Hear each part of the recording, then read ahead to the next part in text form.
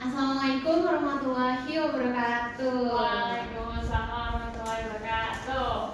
Kurang gede salamnya. Coba assalamualaikum warahmatullahi wabarakatuh. Waalaikumsalam warahmatullahi wabarakatuh. Nah, kalau kayak gitu kan berarti kita siap buat belajar. Katanya nih udah cantik, udah siap belajar. Padahal abis sekolah ya, capek gak?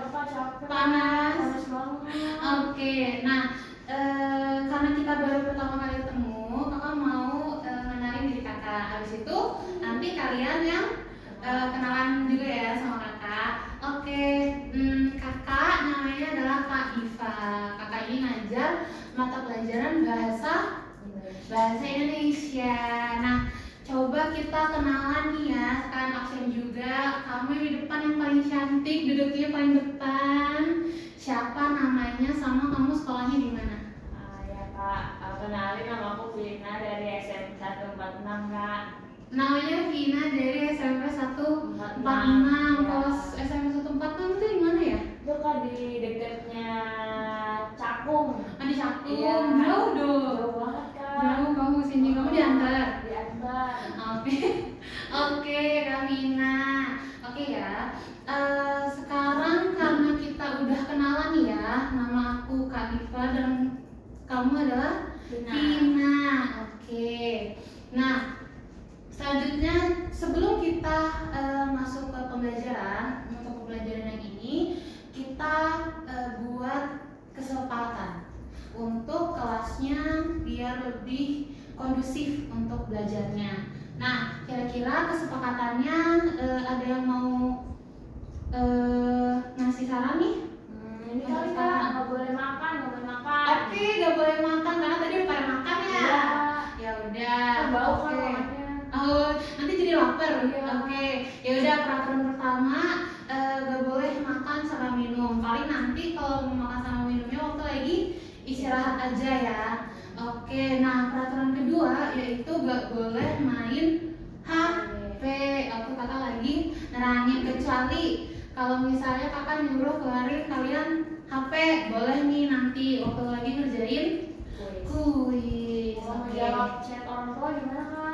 Kalau kayak gitu ya udah izin aja sama kakaknya. Aku mau izin chat sama orang tua, mau ngabarin gitu. Oke, boleh ya. Oke. Nah, kalau misalnya ngeliat nih dari bahannya, kita mau belajar apa sih?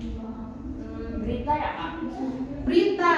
Oke, kita mau belajar tentang berita. Nah, kira-kira nih kalau kita misalnya udah belajar tentang berita, apa yang akan kita dapatkan nih? Kita bisa lebih ngerti apa? Tentang ini Kak, struktur beritanya. Struktur beritanya. Oke, misalnya nih ya, ada berita tentang banjir.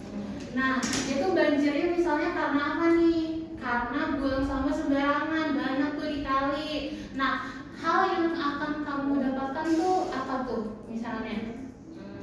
Nggak boleh buang sampah. Gak boleh buang sampah di kali. Ya, pinter. Nah, itu bisa tuh jadi salah satu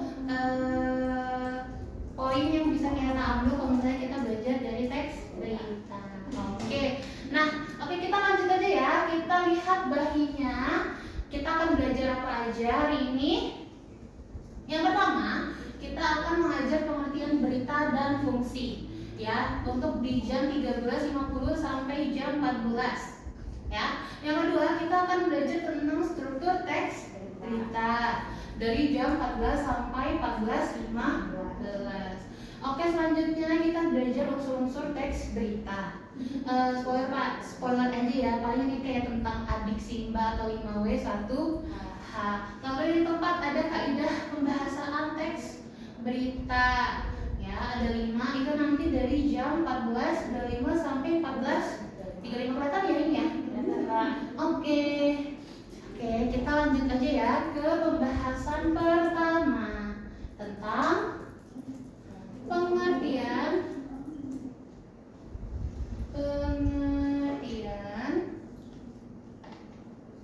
berita dan fungsinya. Nah, sebelum kakak jelasin, ada yang tahu nggak pengertian teks berita dan fungsinya. Mungkin fungsinya nanti dulu ya, mungkin pengertiannya aja dulu. Ya, ada yang tahu mungkin ya, ada yang pernah melihat di koran, di majalah, di TV. Aku ada Kak. Oke. Gimana emang nih paling nih ya? Kayaknya tentang informasi yang aktual gitu nggak sih Kak? Iya, pinter, informasi aktual. Oke, informasi yang muat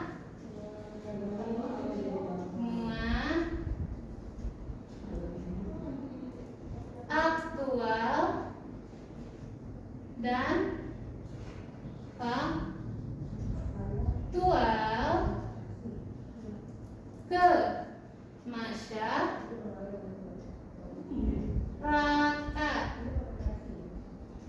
luas. Nah, di sini ada kakak garis bawah ini ya, aktual dan faktual. Nah, di sini ada yang tahu, yang pernah dengar tentang aktual dan faktual, istilah nih ya. Jadi kita akan sering ketemu nih di teks berita ini, karena menurut kakak dan di situ aktual dan faktual ini adalah unsur yang sangat penting di teks berita. Kita akan sering ketemu nih. Ini adalah salah satu syarat teks berita. Nah, ada yang tahu nih? Tadi Vina tadi nyebutinnya aktual atau faktual ya? Aktual Kak. Aktual. Nah, berarti kamu tahu nih aktual itu apa? Kayak terkini gitu nggak sih Kak? Terkini. Nah, aktual itu adalah terkini. Kalau faktual? Faktual itu nggak hoak. Hoak. Hoak ya. Maksudnya yang benar-benar Iya. terjadi. Nah, oke. Berarti adalah pengertian berita adalah informasi yang memuat tentang aktual dan faktual ke masyarakat luas. Nah, aktual ini adalah kalau yang faktual ini adalah benar-benar terjadi. Kalau aktual ini adalah hot, baru terjadi. Ya, misalnya nih kejadiannya hari Senin jam 7. Nah, jam 8 diberitain. Nah, itu kan berarti baru ya.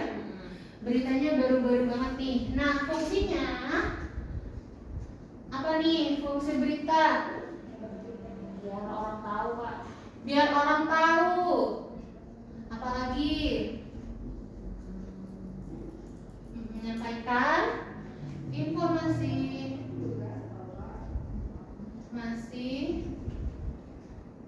kepada masyarakat luas tanpa kenal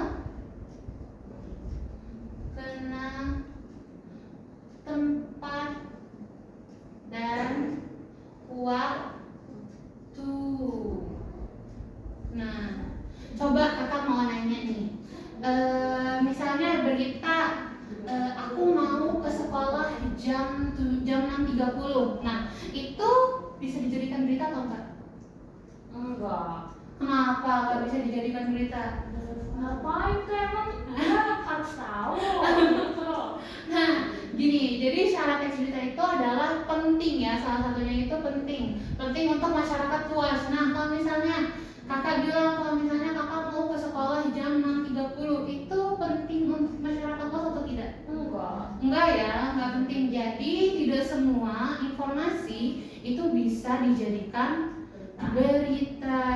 Nah, syaratnya itu adalah informasi itu harus aktual, faktual, dan penting bagi masyarakat luas. Oke, sampai ke poin pertama, pengertian berita dan fungsi berita.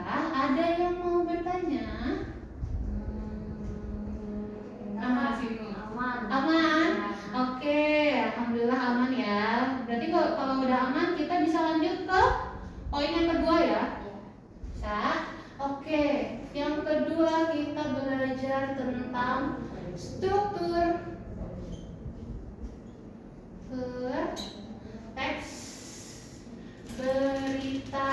Nah, kakak mau nanya nih, kalau misalnya kita ngomongin tentang struktur teks berita, misalnya kamu melihat berita ini ada di koran atau misalnya di website gitu banyak ya. Apa sih yang kamu lihat dari sana? Pertama yang kamu lihat tuh apa nih? Yang kamu baca pertama tuh apa? Judul Kak. Judul. Oke. Judulnya. Nah, judul ini menurut kalian krusial atau enggak? Iya Kak, boleh banget soalnya kan kayak clickbait gitu nggak sih Kak? Clickbait Iya. gitu. Oke, nah benar sih, lumayan benar ya. Jadi dalam teks berita ini judul adalah poin yang lumayan penting dalam berita. Kenapa? Karena di judul ini kita bisa menentukan bahwa pembaca itu mau melanjutkan bacaannya sampai bawah atau tidak. Jadi dari judul aja nih pasti bisa membuat tertarik gitu untuk membaca sampai akhir gitu. Misalnya apa nih judulnya yang menarik? Misalnya apa ya? MBG. MBG. Ya. Oke, misalnya tentang MBG. Apa tuh? Omprenya mahal, omprenya Oke, katanya omprenya mahal. Oke, judul yang tepat tuh apa tuh misalnya? Untuk project MBG, ompreng naik harganya sekitar segini ini. Nah, itu bisa tuh dijadikan judul berita. Oh iya, tadi sebelumnya ya, pengertian berita dan fungsi kita sudah checklist. Oke, kita lanjut ya ke yang ini. Oke, tadi kita masuk ke struktur teks berita. Judul tadi lumayan krusial ya. Di sini menentukan bahwa pembaca akan melanjutkan bacaannya atau tidak. Selanjutnya adalah orientasi peristiwa. Oke, di sini lanjut ke orientasi peristiwa. Nah, kira-kira di orientasi peristiwa ini ada apa aja? Nggak tahu. Oke, misalnya nih ya, kita lagi baca koran atau lagi baca berita di website. Nah, biasanya tuh apa nih? Kata-kata awalnya telah terjadi kecelakaan misalnya ya. Oke, telah terjadi kecelakaan di Jalan Cakung Cilincing. Ya, oke itu tadi kejadiannya ya, apa kejadiannya? Nah, terus kejadiannya di Cakung Cilincing yang melibatkan dua mobil atau 3 mobil rusak parah, lalu menyebabkan 2 orang meninggal dunia. Nah, biasanya itu adalah udah daging banget tuh isinya, udah penting banget ya untuk merangkum semua kejadian yang ada di dalam berita itu. Jadi di sini isinya nih penting banget nih. Kalau misalnya tadi judul udah penting, di orientasi juga penting nih, karena di sini udah dijelasin tentang apa peristiwanya, di mana tadi peristiwanya. Kalau apa peristiwanya apa tadi? Kecelakaan di mana? Cakung Cilincing. Siapa yang terlibat? Mobil 3 truk ya. Lalu ada yang meninggal juga ya. Oke. Nah, di sini itu udah mencakup adiksi, apa, di mana, kapan, dan siapa. Yang tadi kapannya? Misalnya hari ini tanggal 24 hari Jumat misalnya, baru kejadiannya tadi pagi misalnya. Nah, di sini udah mencapai poin lumayan penting gitu ya. Isinya daging semua. Apa kejadiannya, di mana kejadiannya, kapan, dan siapa. Oke, kita lanjut lagi ke selanjutnya. Habis orientasi peristiwa adalah peristiwa. Nah, di sini kakak jelasin dulu ya. Biasanya di teks berita ini untuk strukturnya itu bisa berubah-ubah namanya. Misalnya nih, kalau kakak tadi ada judul, orientasi peristiwa atau peristiwa. Nah, sebenarnya ini juga bisa ada nama lainnya. Bisa aja ini disebutnya kepala berita. Lalu yang peristiwa ini bisa aja disebutnya tubuh berita. Atau bisanya nanti tambah lagi ekor berita. Itu sebenarnya istilahnya aja yang beda, tapi Sebenarnya sama. isinya sebenarnya sama aja. Oke. Nah, di peristiwa ini ada apa aja?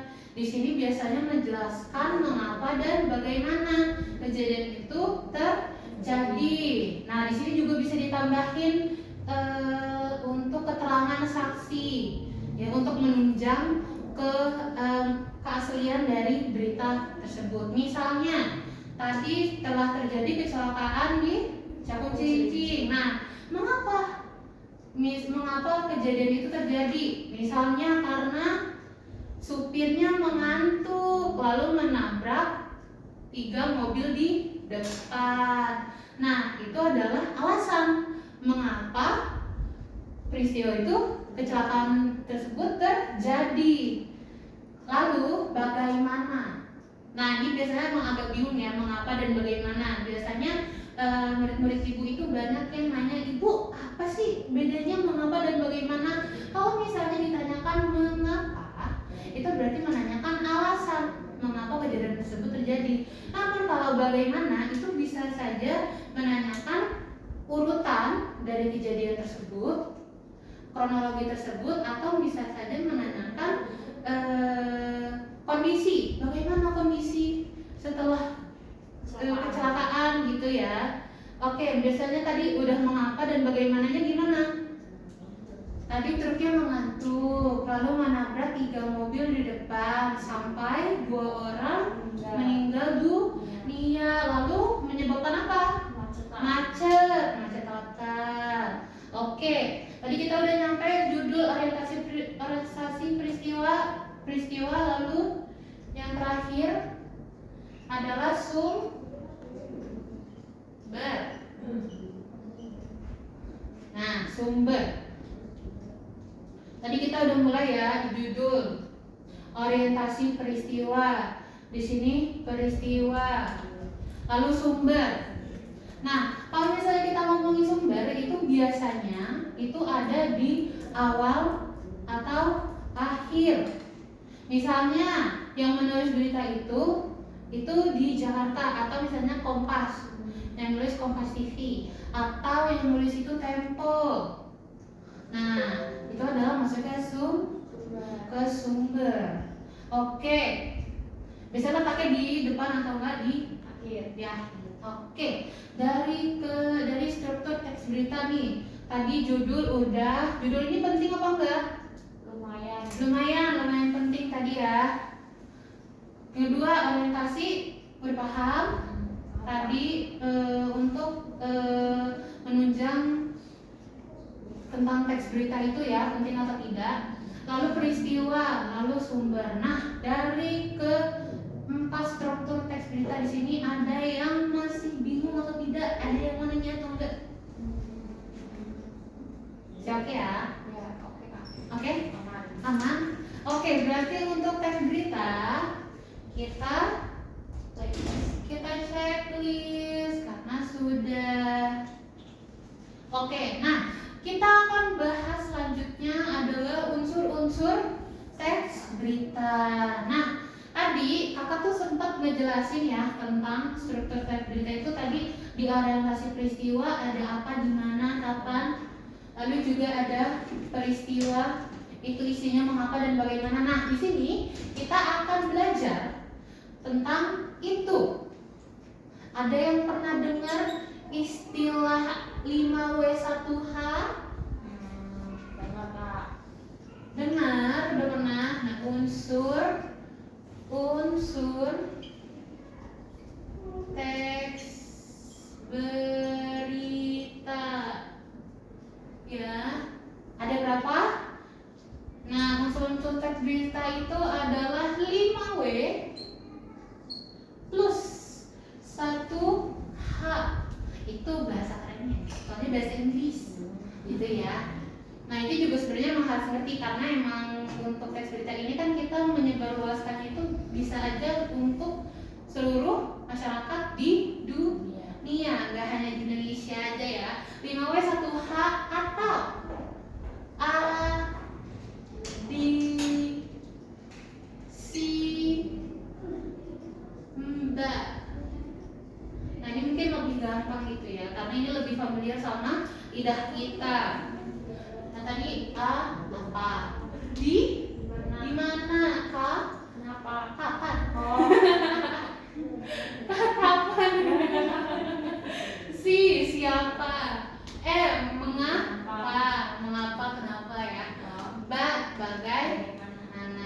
kita masuk ke pembahasan yang pertama, yaitu apa? Bahasa Inggrisnya apa? What? What? What ya. Nah, di sini unsurnya adalah apa. Ini pasti biasanya paling pertama. Kamu biasanya menemukan ini di teks berita ini pasti ada apa. Kenapa? Apa kejadiannya? Ya. Misalnya contohnya apa tadi? Kecelakaan. Kecelakaan.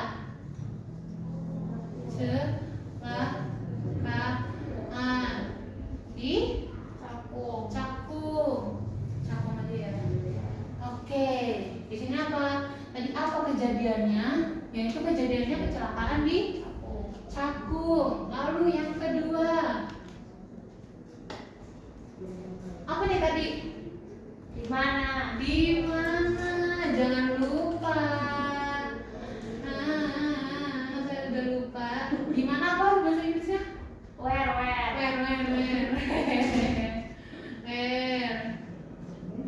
Ya. Di samping tol ya. Ya. Di samping.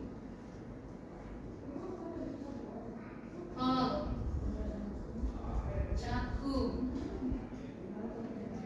Oke.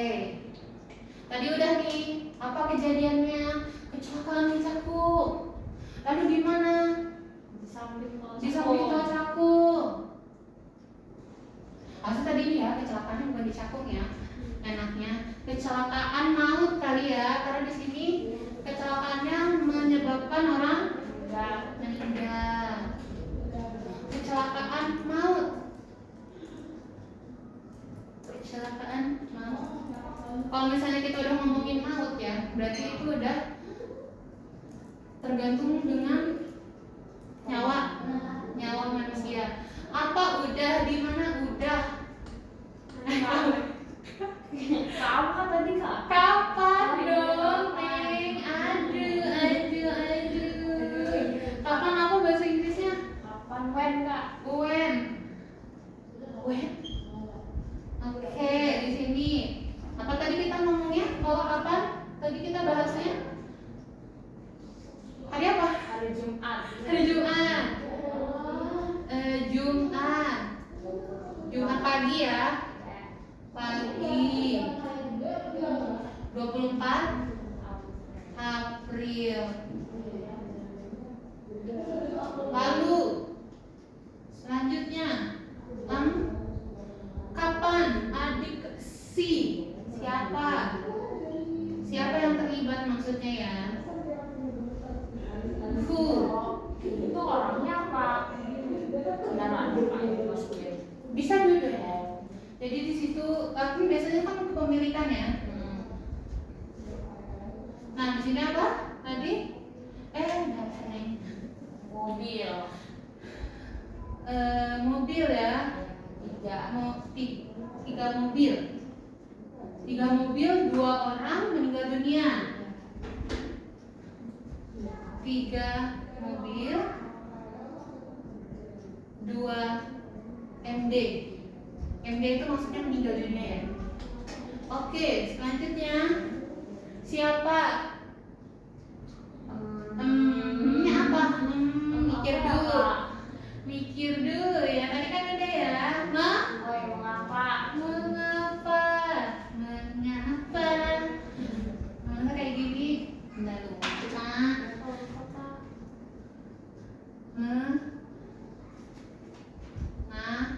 Mengapa apa bahasa Inggrisnya?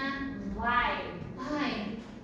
Mengapa peristiwa itu terjadi? Mengapa tadi peristiwanya terjadi? Apa ada orang yang lewat kah tadi? Itu kan sopirnya ngantuk. Sopir ngantuk. Supir truk ya tadi? Supir truk ngantuk. Nah, tadi udah supir mengantuk.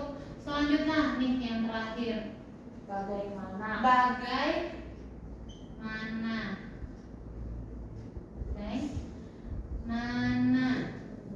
Bahasa Inggrisnya di beda sendiri nih dia.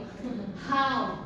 Yang lain depannya W, tapi dia sendiri yang makanya namanya 5W1H. Nah, itu maksudnya apa nih? Bagaimana? Kayak kronologinya. Supir mengantuk. Supir menabrak mobil di depan. nabrak mobil di depan. Mengakibatkan 2 orang meninggal dunia dan mengakibatkan kemacetan. Nah, kalau misalnya kita baca nih ya, dari sini kita bisa baca berita ini nih, udah diberitakan ternyata nih, supir menabrak mobil di depan, 2 orang meninggal dunia, terus macet. Nah, itu kebetulan emang jalan kita menuju sekolah misalnya. Nah, kita udah tahu nih, misalnya kalau di jalan itu ada kemacetan. Nah, apa yang bisa kita ambil dari situ? Kita nggak akan ambil lewat jalan itu. Karena apa? Ada orang yang ada kecelakaan, 2 orang meninggal dunia, pasti akan macet. Biasanya polisi untuk mengidentifikasi. Oke, tadi kita udah belajar unsur-unsur teks berita. Ada 6, 5W1H, atau enaknya kita sebutnya kalau bahasa Indonesia adik Simba. Yaitu ada apa aja? Apa, di mana, kapan, siapa, mengapa, bagaimana. Oke, kita udah selesai nih belajar unsur-unsur teks. Kurang S-nya ya, ternyata nggak ada yang ngikutin kata. Teks gitu jadinya. Teks berita. Di sini, sampai sini ada yang bingung atau ada yang mau bertanya? Masih oke? Oke, kayak easy Kak. Oh easy. Oke, kata Vina easy. Biarin aja ya, kalau misalnya dia ngomong easy nanti kita uji dia ya. Oke, nah kita udah mulai pembahasannya lumayan berat. Kita akan masuk ke kaidah kebahasaan teks berita. Nah, sini adalah materi terakhir kita. Habis itu kita nanti ada latihan ya sebentar. Latihan kuis. Nah, kaidah kelihatan ya? Kaidah kebahasaan teks berita. Nah, kalau misalnya kita tahu nih omong-omongannya dari kaidah teks berita, di sini itu maksudnya apa nih? Misalnya kayak cuma ngeliat sekilas aja nih dari poin ini, apa yang akan kita pelajari kira-kira? Gaya bicara, gaya tulisan. Gaya tulisan. Oke, tadi kata Vina gaya penulisan. Jadi maksudnya tuh kaidah kebahasaan teks berita itu adalah kebahasaan yang mencirikan teks berita. Jadi kalau misalnya nih ada kelima kaidah ini, berarti ini sudah dipastikan ini teks berita, bukan teks prosedur. Nah, kalau misalnya kita bedain teks berita dengan teks prosedur, itu beda atau enggak? Beda dong. Kenapa? Karena kaidah kebahasaannya beda. Teks berita kita mempelajarinya tentang apa, di mana, kapan. Sedangkan kalau teks prosedur itu adalah teks langkah-langkah. Ya, kita langkah membuat mie, langkah merakit sesuatu. Nah, oke. Kita belajar tentang kaidah kebahasaan teks berita. Nah, di sini ada 5 ya, biasanya, yaitu penggunaan. Nah, biasanya nih siapa yang suka baca teks berita atau pernah nonton ya, penggunaan teks aja sih ya. Penggunaan bahasa yang baku, penggunaan bahasa yang bersifat standar,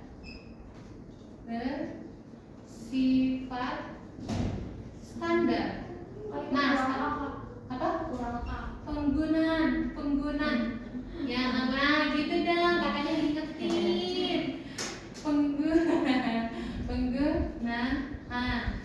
bahasa yang bersifat standar. Maksudnya standar itu apa? Baku. Nah, standar itu maksudnya baku, yaitu standarnya bahasa Indonesia itu bagaimana penggunaannya yang baik dan benar. Misalnya kayak gimana tuh? Nah, misalnya sesuai dengan KBBI. Misalnya nih, biasanya untuk menulis yang banyak salah apa ya? Oke, misalnya apotik. apa? Apotik. Apotik sama apotek biasanya apa nih yang benar? Yang benar apotek nggak sih? Apotek. Nah, oke. Nah, biasanya nih contohnya nih ya. Antre. Ini yang benar, mengantre. Ini antre yang benar ya, bukan antri.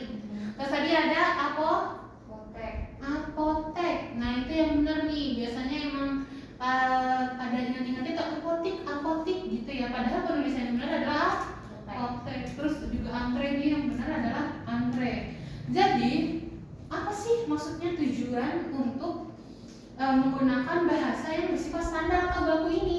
Tujuannya apa? Ada yang masih bingung? Nggak tahu ya? Biar pada ngerti maksudnya. Nah, gini, jadi teks berita itu kan akan disebarluaskan kepada seluruh masyarakat luas, masyarakat Indonesia. Kalau kita misalnya menggunakan bahasa yang tidak baku atau standar, itu akan berbeda maknanya di wilayah lain. Misalnya di Jakarta kita misalnya antre. Tapi bisa aja kalau misalnya di daerah lain itu adalah maknanya makna lain. Gitu ya. Makanya kita mempunyai bahasa yang standar, bahasa baku untuk meminimalisir adanya double meaning gitu ya. Apa ya bahasa Indonesia ini double meaning? Makna ganda gitu ya, untuk menghindari adanya makna ganda. Nah, yang kedua, penggunaan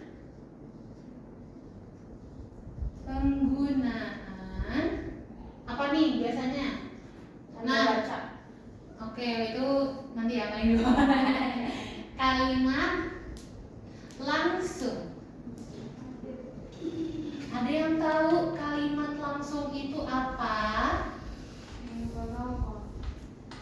Kalimat langsung nggak tahu? Lupa. Lupa. Biasanya nih kalimat langsung ini biasanya kita ada pernyataan dari narasumber. Misalnya tentang pernyataan presiden mengenai kebijakan yang baru. Nah, biasanya kalian pernah lihat gak sih di teks berita itu dia ada tanda kutip. Tanda kutip ini adalah kalimat langsung. Itu maksudnya ada tanda kutip, terus kan ada isinya nih, omong-omongannya gini. Nah, menurut jawab Soekarno ya, bukan dari tiga. Jawab Prabowo. Oke, nah dari sini nih, dari buka tanda kutip nih sampai sini itu adalah kalimat langsung. Maksudnya apa nih? Kalau misalnya kita udah tahu seperti itu adalah kalimat langsung, yaitu maksudnya adalah perkataan kalimat yang langsung disampaikan oleh narasumber atau Prabowo. Nah, itu kita kasih ulang tuh, misalnya kalau misalnya dalam teks berita.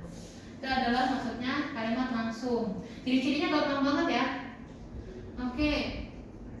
Selanjutnya, penggunaan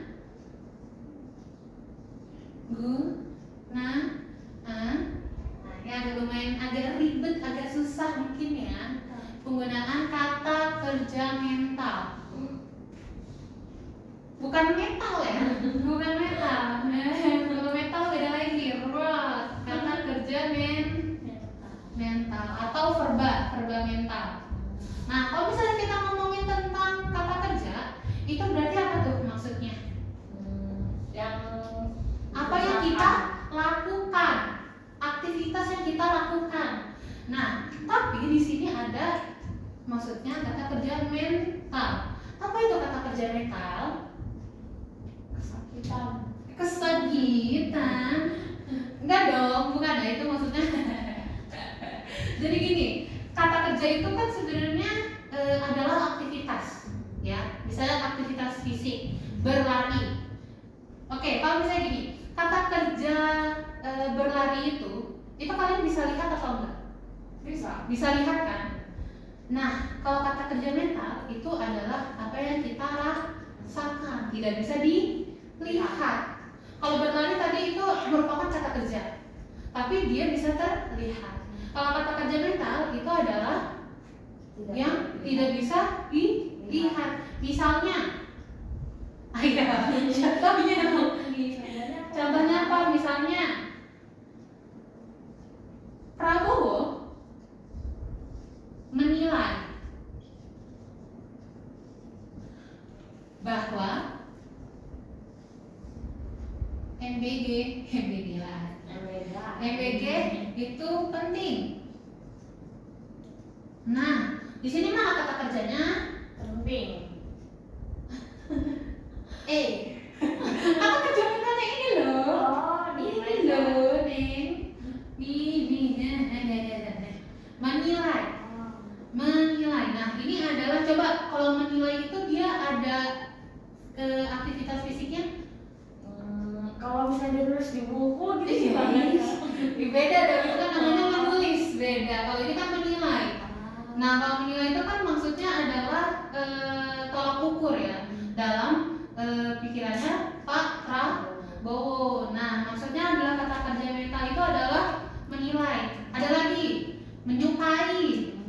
Nah, itu adalah aktivitas mental yang tidak dapat dilihat. Gitu ya. Oke, sekarang udah nambah nih ilmu 1. Kita lanjut lagi ke 1, 2, 3, 4. Penggunaan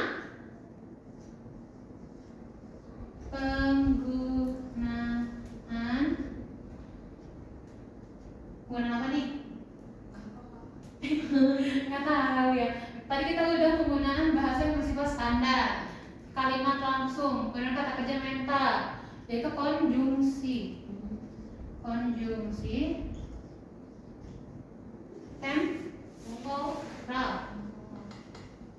Temporal. Nah, apa tuh maksudnya penggunaan konjungsi temporal? Waktu. Ya, maksudnya waktu ya. Oke, tadi Vina udah mengaitkan dengan temporal itu adalah waktu. Oke, konjungsi temporal itu maksudnya itu misalnya tadi masuknya ke sini nih.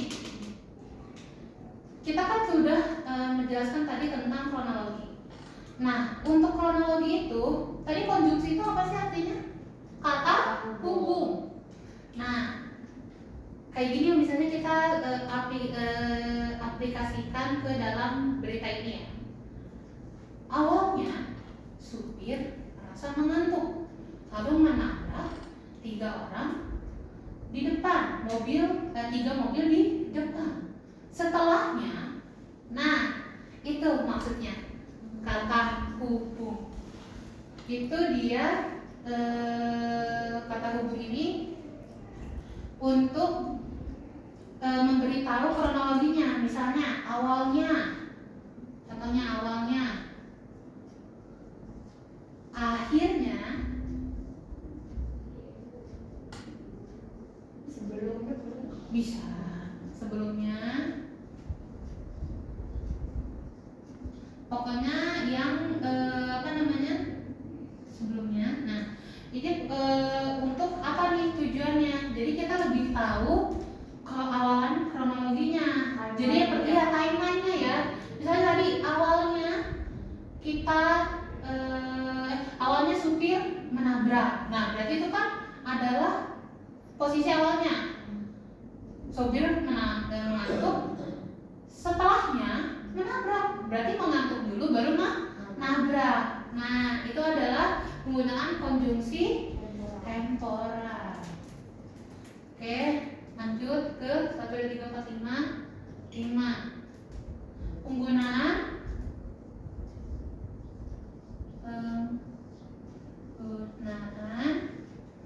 waktu dan tempat. Kalau ini udah gampang ya, penggunaan waktu dan tempat. Nah, oke. Di sini ada penggunaan waktu dan tempat. Untuk apa sih sebenarnya? Biar tahu alokasinya di mana. Nah, biar tahu misalnya lokasinya di mana, waktunya kapan. Nah, itu untuk apa? Untuk menunjang keaslian dari berita. Coba misalnya di berita itu dia nggak ada waktu, nggak ada tempatnya. Ini apa nih maksudnya ini? Ya, kapan dibuatnya kita tidak tahu, kapan kejadiannya kita tidak tahu. Jadi tujuannya untuk menggunakan waktu dan tempat itu dalam teks berita itu untuk menunjang keaslian dari teks berita. Oke, tadi kita udah belajar nih ya kaidah kebahasaan teks berita. Yang pertama penggunaan bahasa baku. Kedua penggunaan kalimat Langsung. Ketiga, penggunaan kata kerja Mental. Apa tadi kata kerja mental? Kata kerja yang bisanya dirasakan. Dirasakan. Itu maksudnya kata kerja mental itu yang tidak terlihat, gitu ya. Lalu yang keempat, penggunaan konjungsi Orang. Lalu yang kelima, penggunaan waktu dan Tempat. Oke. Dari materi yang keempat nih, kaidah kebahasaan teks berita, ada yang masih bingung? Atau lumayan ya? Lumayan ya. Oke, berarti kita udah dapat yang ini nih, ilmu baru nih ya. Tadi tentang kalimat langsung. Itu ilmu baru. Kata kerja mental, ilmu baru. Konjungsi temporal juga ilmu baru. Oke, udah selesai ya? Ya. Maksudnya udah nggak ada yang dibingungin? Aman nggak? Aman. Oke, berarti kita cek. Oke, semua materinya sudah selesai. Oke, saatnya kita kuis. Oke, coba lihat di aplikasi kalian. Di situ ada teks berita. Ya. Di situ ada teks berita. Nah, kakak pengen kalian itu memikirkan nih, menganalisis apa dari 1, 2, 3, 4, 5. Nah, apa kejadiannya, di mana kejadiannya, kapan kejadiannya, siapa yang terlibat gitu, mengapa kejadian itu terjadi, dan bagaimana kejadian tersebut terjadi. Kalau bisa juga nih, bisa nih ya dibedain strukturnya. Strukturnya misalnya tadi ada apa aja? Judul, orientasi, peristiwa, lalu ada peristiwa, lalu ke sumber. Bisa ya? Oke, kira-kira berapa nih? Berapa menit? 5 menit kali. 5 menit? Iya. Emang gak lama 5 menit? Ya udah deh 3 menit. Kita lagi ini ya. Oke, 3 sampai 5 menit lah ya. Oke, bisa dimulai dari sekarang. Oke, semoga bisa nih. Kamu sinari nggak bisa, nanti kita ulang lagi. Kayaknya sinyalnya nggak ada kan? Sinyalnya nggak ada. Masa sih? Mm-mm. Coba dilihat dulu, diulang, dimatiin terus dinyalain lagi. Oh iya kan bisa kak udah. Bisa. Oke. Semangat.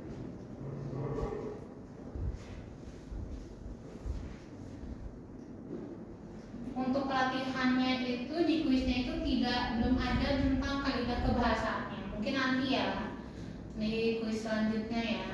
Nah, kalau sekarang untuk unsur-unsur berita dulu sama strukturnya.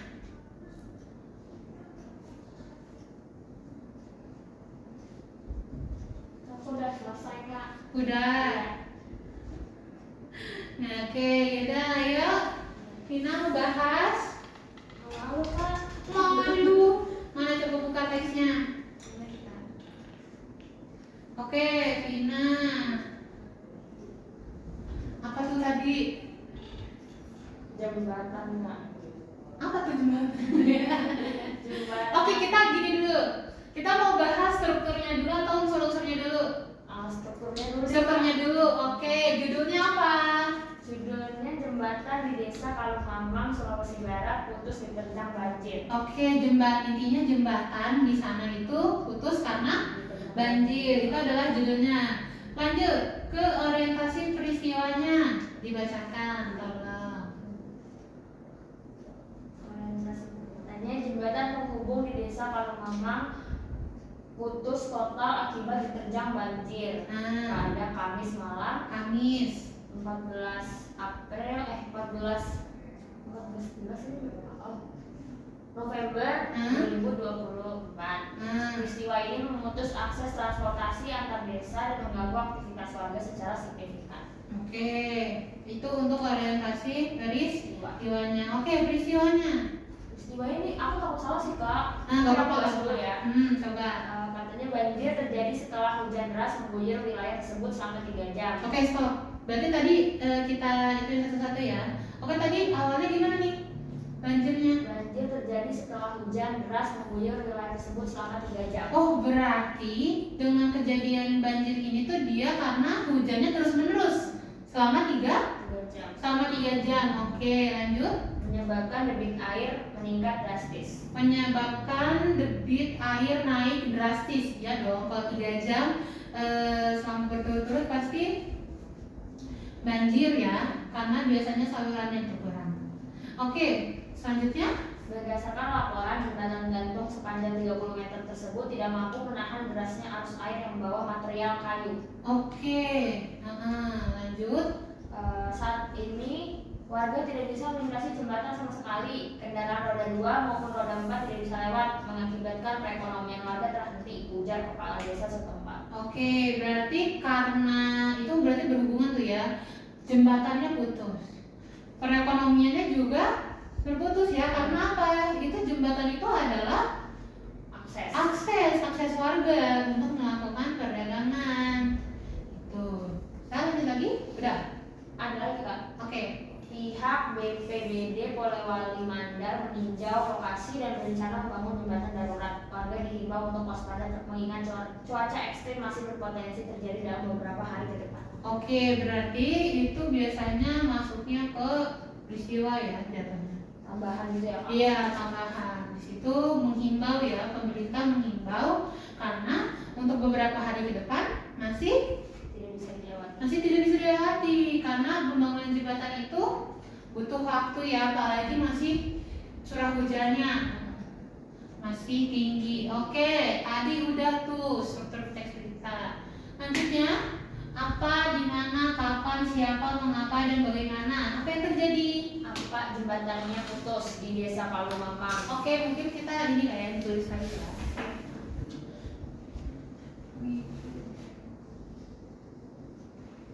Oke, ini apa tadi? Jembatan di Desa Kalungmamang putus diterjang banjir. Jembatan putus.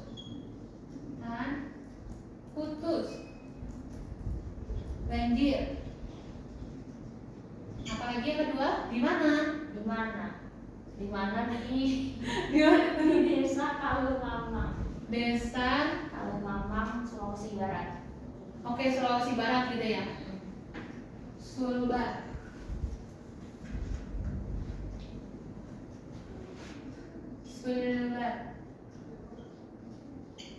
Kapan?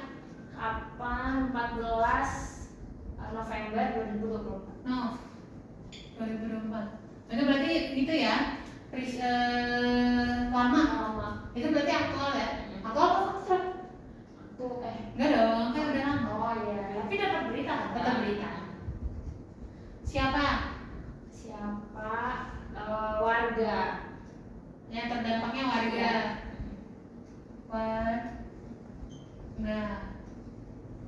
Mengapa? Karena banjir Hujan mengguyur selama 3 jam. Lalu bagaimananya? Bagaimana jadinya warga nggak bisa lewat jembatan sama sekali dan kendaraan tidak bisa lewat sehingga perekonomian terhenti. Oke, tanya ya. Oke, jatuhnya jadinya jembatan putus.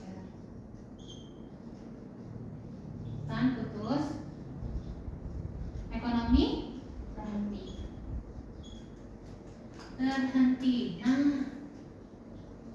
Tanpa kita baca ulang aja ya, itu berarti kita udah tahu nih intinya. Kejadiannya pertama, jembatan putus karena banjir.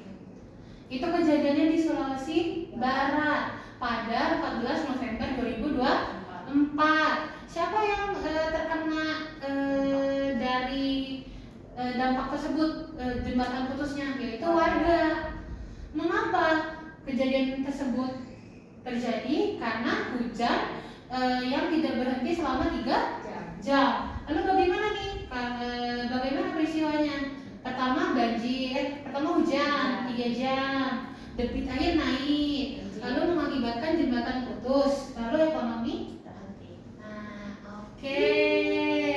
Kelasnya selesai nih. Karena dari tadi ya, Vina mulu yang jawab, Vina dapat Stancen. Itu apa kak? Stancen, pokoknya ini adalah poin kamu karena kamu udah banyak berpartisipasi menjawab. Dapat ini kak, gope. Oke, kita buka nih. Tadi kita udah belajar tentang pengertian berita dan fungsi. Kita belajar tentang struktur teks berita. Kita juga udah belajar unsur-unsur teks berita. Kita juga udah belajar tentang kaidah kebahasaan teks berita. Oke, kira-kira ada nggak yang mau menyimpulin pembelajaran kita hari ini? Siapa nih? Harus dong, harus ada. Ayo. Tutup aja kan tunjuk. Tunjuk ya, berarti kamu dong. Oke. Aku kak. Kita belajar apa aja nih? Gak apa-apa, sedikit-sedikit aja. Pokoknya teks berita itu tentang informasi yang aktual sama faktual gitu kak. Terus strukturnya itu ada judul, orientasi peristiwa sama sumbernya. Terus unsur-unsurnya itu ada 5 macam hak kayak yang biasa kita tahu itu, sama kalau dia susah pakai bahasa Inggris adik simba. Ya, terus ada kita belajar juga tentang kaidah kebahasaan teks berita kak, tentang yaitu bahasanya baku, terus pakai kalimat langsung, pakai kata kerja mental, terus konjungsi temporal sama penggunaan waktu dan tempat. Oke. Nah, alhamdulillah nih Vina udah berpartisipasi aktif ya dalam kelas ini. Oke. Kita berarti udah selesai nih ya kelasnya. Nah, besok untuk pertemuan selanjutnya kita akan membahas lebih lanjut tentang teks berita. Kita akan banyak latihan. Nanti kita akan bahas lebih dalam mengenai kaidah kebahasaan dan bagaimana cara menulis teks berita dengan baik dan benar. Oke, nah kakak juga mau reminder ya untuk isi ratingnya di aplikasi. Nah, begitu saja kita belajarnya tentang teks berita. Semoga kalian nih akan ingat ya dengan pembelajaran sekarang, gitu ya. Oke, kita sudah selesai pembelajarannya. Terima kasih. Wassalamualaikum warahmatullahi wabarakatuh. Waalaikumsalam.